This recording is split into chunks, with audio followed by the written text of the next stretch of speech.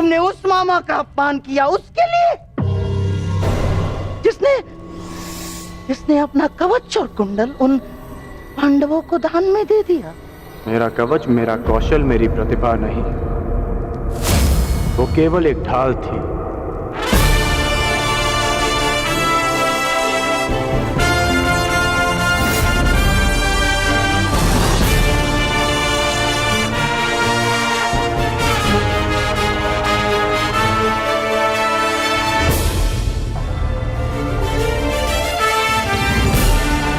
वो दुर्योधन की ढाल मैं हूं, मेरी मित्रता है।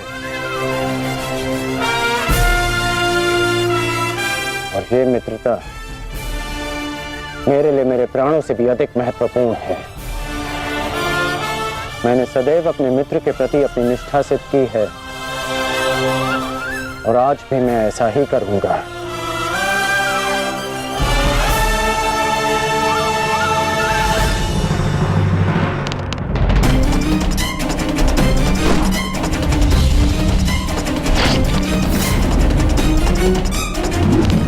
कुरुक्षेत्र में तुम्हारे विरुद्ध खड़ा प्रत्येक योद्धा तुम्हारा शत्रु है पार्थ, जिसका तुम्हें वध करना है।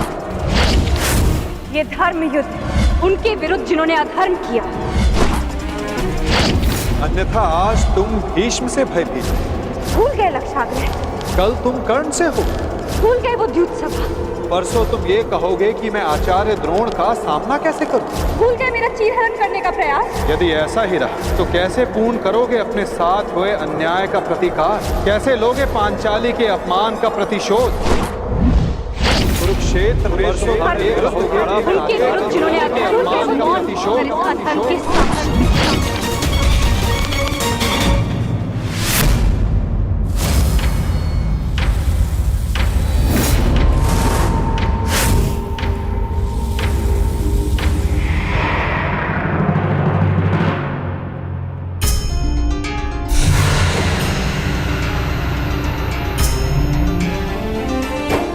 पुत्र का धर्म होता है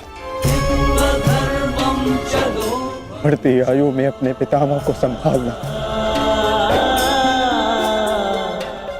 मैं युद्ध क्षेत्र में मैं कैसे गिरा सकता हूं जिन्होंने मुझे धनुष उठाना सिखाया, जिनके कारण आज मैं सर्वश्रेष्ठ धनुर्धर हूं। उन गुरु द्रोण पर बाण संधान कैसे कर सकता हूं मैं? जीवन में पहली बार आज मेरे हाथ कांप रहे हैं, अर्थात ये सब ठीक नहीं, ये सब ठीक नहीं।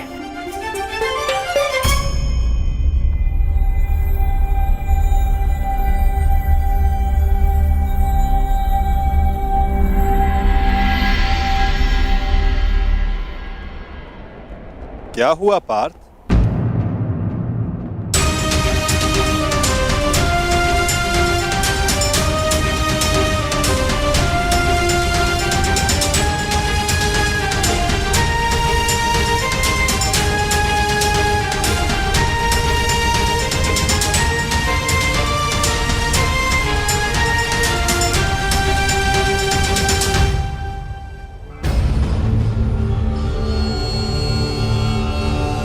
जो अपने दृढ़ संकल्प और अचूक लक्ष्य भेदन के लिए जाना जाता है, जो केवल शब्द सुनकर उसका लक्ष्य भेद कर सकता है, आज वही अर्जुन विचलित है या उसके बाण विचलित है?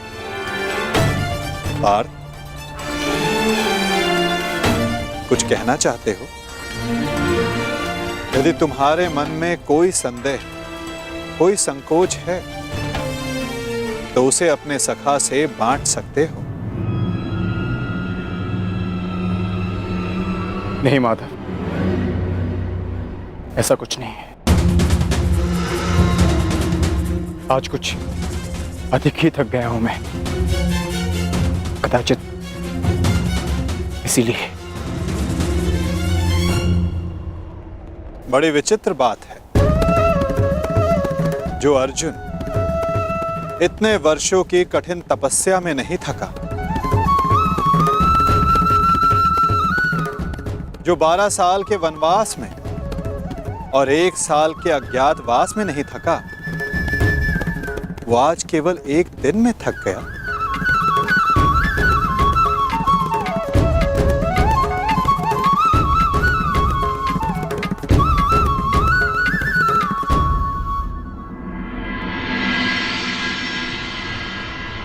कोई बात नहीं पार्थ, असाधारण मनुष्यों के जीवन में विचित्र कथाएं होती ही रहती हैं। आओ शिविर में चलकर सभी वीर मिलकर भोजन करें।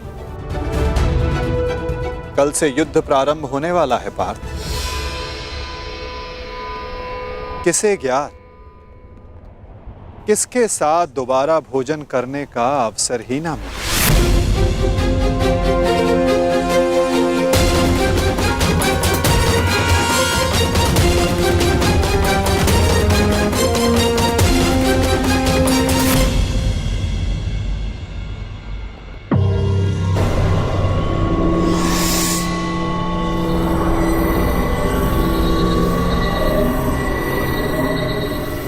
हम सबको यहाँ पे क्यों बुलाया गया है मामा श्री? क्या? मुझे तो लगा कि तुमने हम सबको यहाँ एकत्रित होने का आदेश दिया है।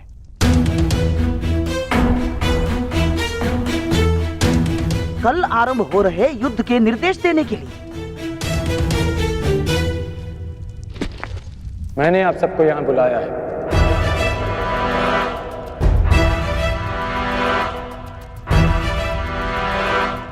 पधारने के लिए धन्यवाद। परंतु तुमने हमें यहाँ क्यों आमंत्रित किया है कर्ण? बताता हूं मित्र, पहले सभा पूर्ण हो जाए।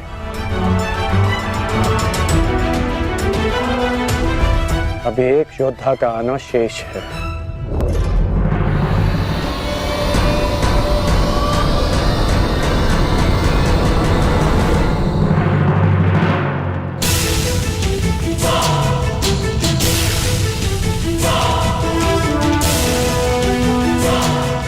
इससे पूर्व कि किसी के भी मन में कोई विचार उत्पन्न हो, मैं बता देना चाहता हूं कि मेरे यहां आने का कोई उद्देश्य नहीं।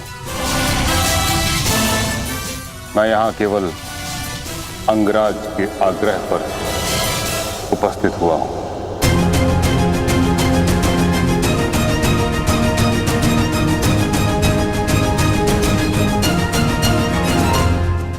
कर्ण, मैं जानना चाहता हूं इस सभा को बुलाने का उद्देश्य क्या है मित्र?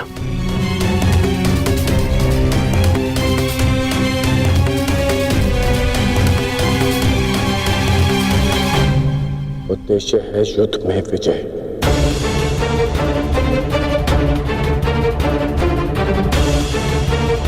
तुम अपने मित्र मुंह में आकर बहुत बड़ा अनर्थ करने जा रहे थे, और एक सच्चा मित्र होने के नाते मैं तुम्हें ये अनर्थ नहीं करने दूंगा।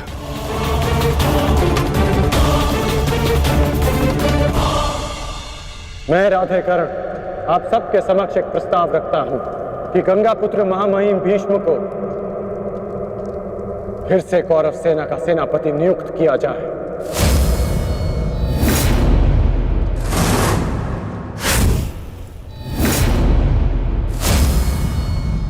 और ये घोषणा करता हूं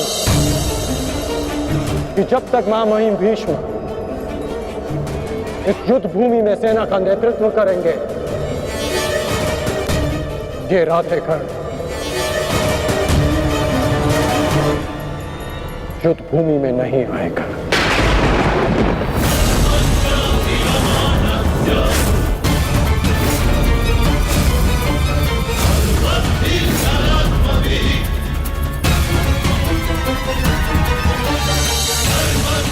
ये तुम क्या कह रहे हो मित्र? मुझे इस युद्ध में तुम्हारी अपने मित्र की ही सबसे अधिक आवश्यकता है। महामहिम से भी अधिक? नहीं मित्र, तुम भूल कर रहे हो। मैं कवच खोया योद्धा हूं और महामहिम हस्तिनापुर के कवच हैं। तुम्हें मुझसे अधिक आवश्यकता उनकी है।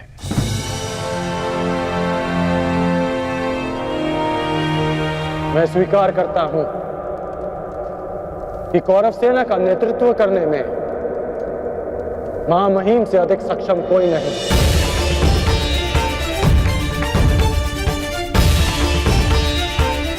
मैं भी नहीं।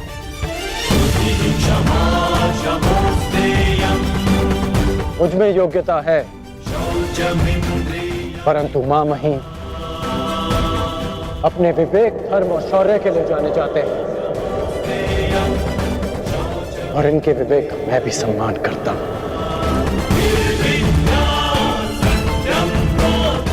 यदि महामहिम मुझे युद्ध से दूर रखना चाहते हैं तो अवश्य इसके पीछे कोई महत्वपूर्ण कारण होगा जिसमें सबका हित होगा। मैं ये सब इसलिए कर रहा हूं क्योंकि मैं तुम्हें हस्तिनापुर के सिंहासन पर देखना चाहता हूं और मेरा लक्ष्य पूर्ण करने के लिए मैं ऐसे 1000 स्वप्न का बलिदान दे सकता हूं।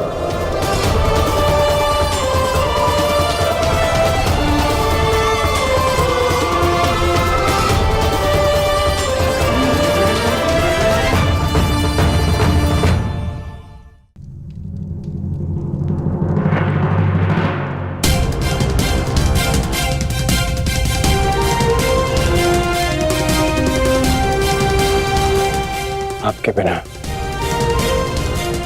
कौरवों की विजय संभव नहीं।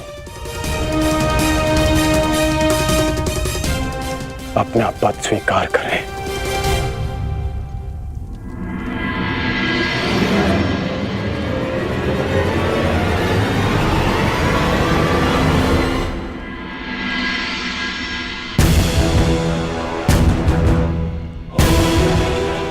हर हर महादेव, हर हर महादेव, हर हर महादेव।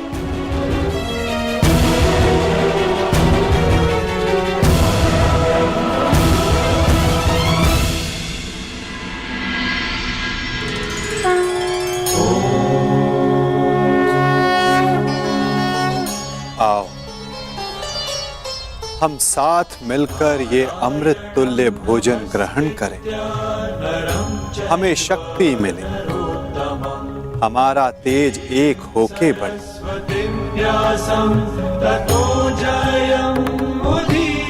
हमारा ज्ञान बढ़े, हमारे मध्य कोई विष न फैले, फैले तो केवल हमारा यश।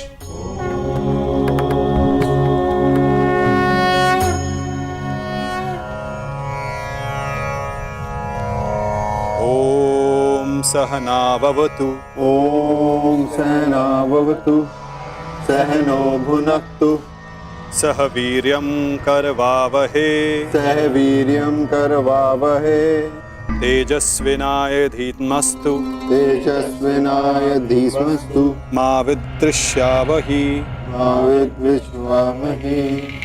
ओम शांति शांति शांति।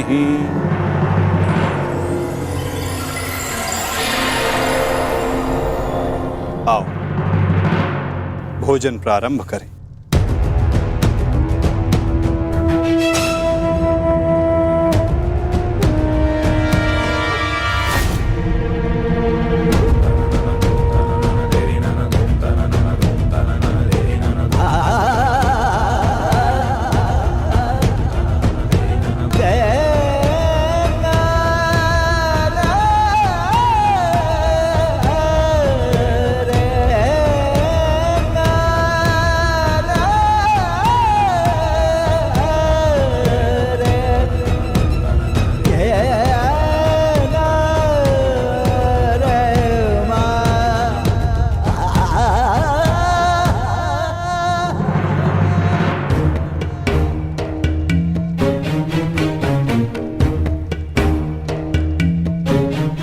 पिताश्री, रात्रि गहरी हो चुकी है, आपको विश्राम कर लेना चाहिए।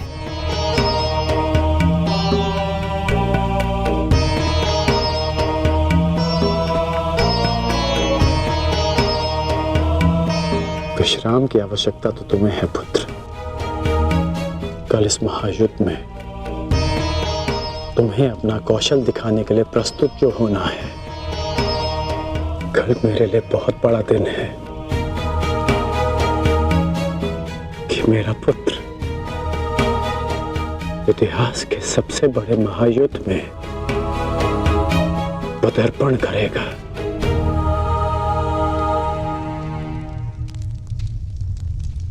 मुझे गर्व है तुम पर।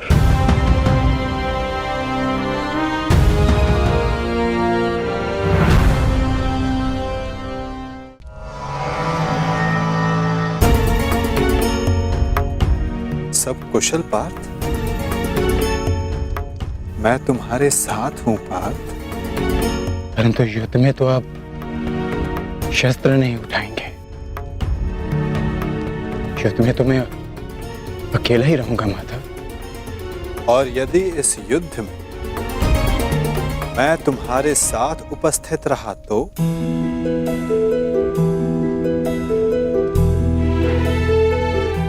मुझसे अधिक भाग्यवान इस संसार में और कोई नहीं होगा।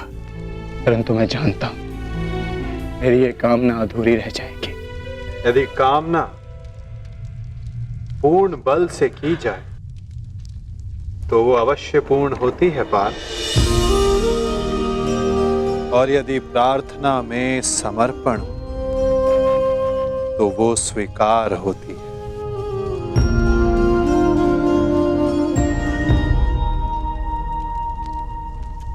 मैं आप सबके समक्ष एक घोषणा करना चाहता हूं।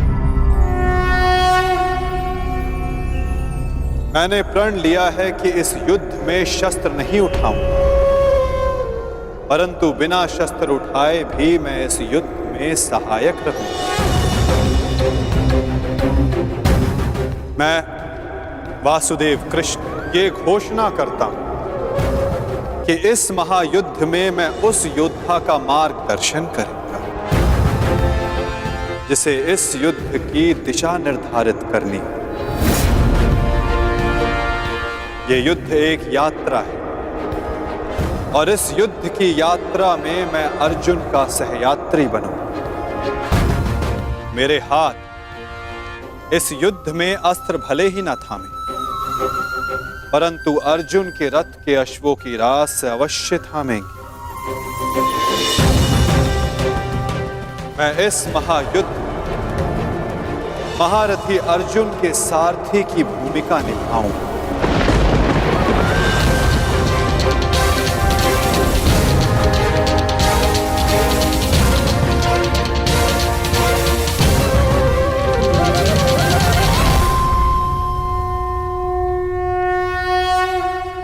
नहीं माधव, मैं रथी बनकर आपको आदेश दूं, यह संभव नहीं। आपका स्थान सबसे ऊंचा है तो मैं स्वयं आपको नीचे स्थान पर बैठने नहीं दे सकता। कौन ऊंचे स्थान पर बैठा है और कौन नीचे स्थान पर, ये तो देखने वाले के दृष्टिकोण पर निर्भर करता है। तुमने कहा कि मैं सबसे योग्य हूं, और जो सबसे योग्य होता है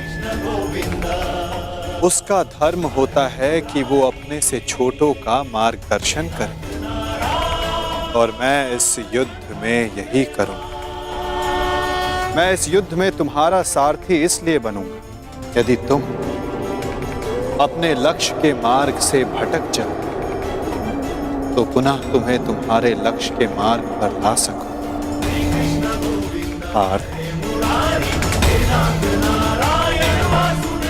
मुझ पर विश्वास है ना? निष्ठा है माधव।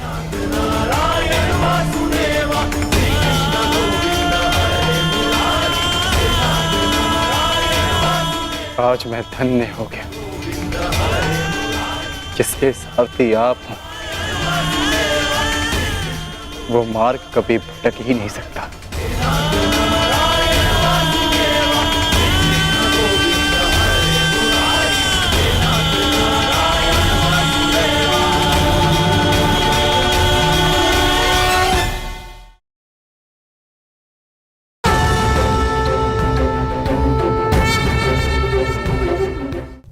देख रहे हैं इसे? ये बड़ा भयंकर अस्त्र है। अब आप कहेंगे कि ये छोटी सी धातु भला किस काम की? आप चाहें तो इस धातु से वस्तुएं जोड़ लें या फिर चोट भी खा सकते हैं।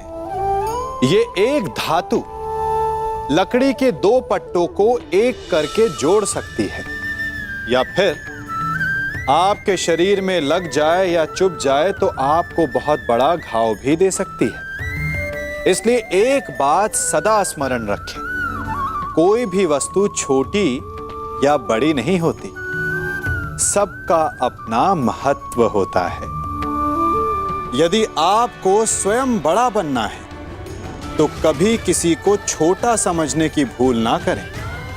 यदि छोटों का साथ लिया तो आप स्वयं बड़े बन जाएंगे, और यदि उनका तिरस्कार किया तो इस धातु की भांति चुभकर वो आपका मार्ग भी रोक सकते हैं।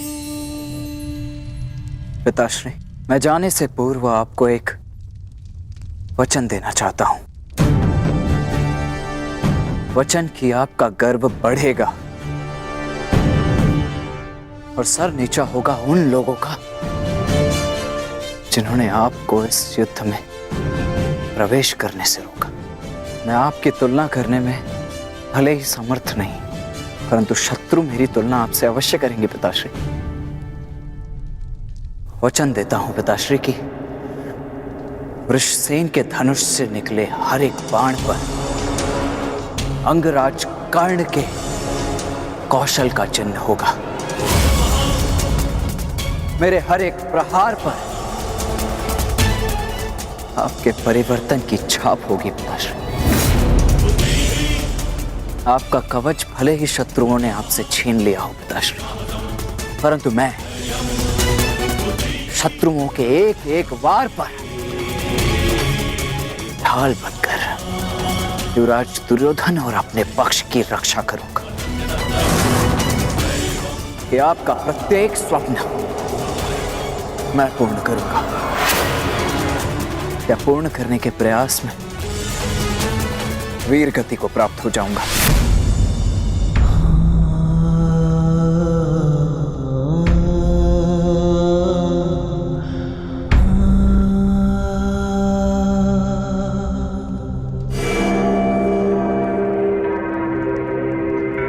द्रोण शिष्य अर्जुन,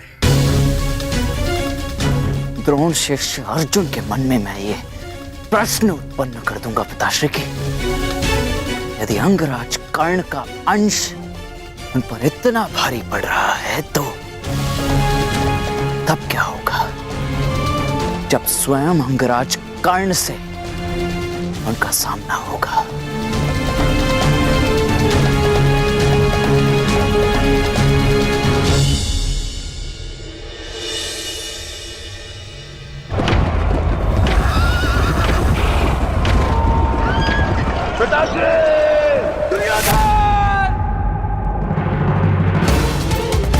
महाराज, महाराज, क्या हुआ महाराज? आप ठीक तो है ना? क्या आपने कोई दुस्वप्न देखा है? हाँ, क्योंकि कदाचित दुस्वप्न देखना मेरा प्रारब्ध हो गया है। परंतु संजय, तुम इस समय यहां कैसे? महाराज, महर्षि वेदव्यास जी पधारे हुए हैं आपसे मिलने के लिए। वही समाचार लेकर आया था, किंतु ऐसी स्थिति में मिलना क्या उचित होगा महाराज? महर्षि,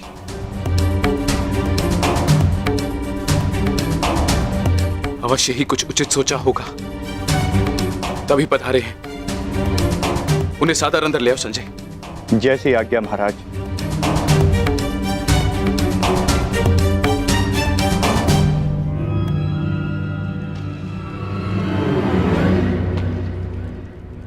प्रणिपात महाराज। आप महर्षि हैं, मेरे नियोगी पिता भी। इस प्रकार प्रणिपात करके और मुझे महाराज कहकर मुझे लज्जित ना करिए। आइए, आपका स्वागत है। आइए आइए। मैं यहां अपने नियोगी पुत्र से मिलने नहीं, अपितु हस्तिनापुर नरेश को चेताने आया हूं। ये बताने आया हूं कि यह समय सोने का नहीं, अपितु जागने का है। इस महायुद्ध को रोकने का है। यह इस महायुद्ध से पूर्व की अंतिम रात्रि है। इस महायुद्ध को रोकने का प्रयत्न कीजिए महाराज। यदि एक बार यह युद्ध आरंभ हो गया तो इस अनर्थ को रोकना असंभव हो जाएगा।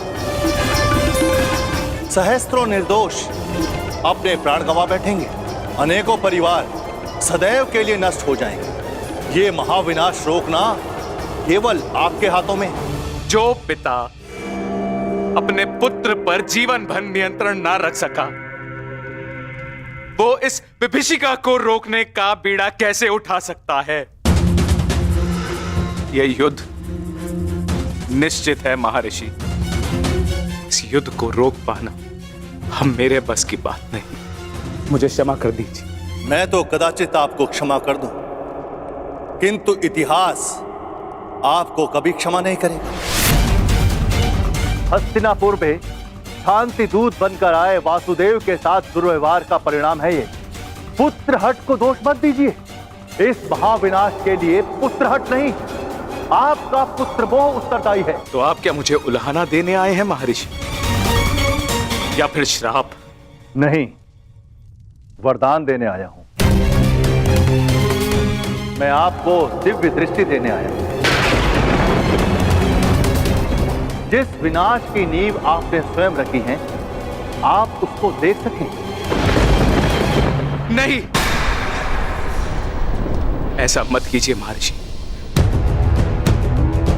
ये वरदान नहीं है, ये श्राप है। अरे जिस पिता ने अपने पुत्रों को घुटनों के बल चलते नहीं देखा, अरे वो पिता अपने पुत्रों को घुटनों के बल अपने प्राणों की भीख मांगते कैसे देख सकता है? जिस पिता ने अपने पुत्रों के मस्तक पर तिलक लगते नहीं देखा, वो अपने उन पुत्रों के सर कटे कैसे देख सकता है? जिस पिता ने अपनी वधुओं को सुहागन नहीं देखा, वो पिता अपनी वधुओं को विधवा कैसे देख सकता है? किस प्रकार? ये अत्याचार मत कीजिए महर्षि, मत कीजिए। मुझे कोई दृष्टि नहीं चाहिए, मुझे कोई दृष्टि नहीं चाहिए। मेरी आपसे विनती है महर्षि कि मेरे स्थान पर आप ये दिव्य दृष्टि संजय को दे दें, ताकि संजय मुझे इस युद्ध के समाचार के साथ साथ मेरे पुत्र का समाचार भी मुझे देते रहे। आपकी इच्छा अनुसार मैं ये दिव्य दृष्टि संजय को प्रदान करता हूं।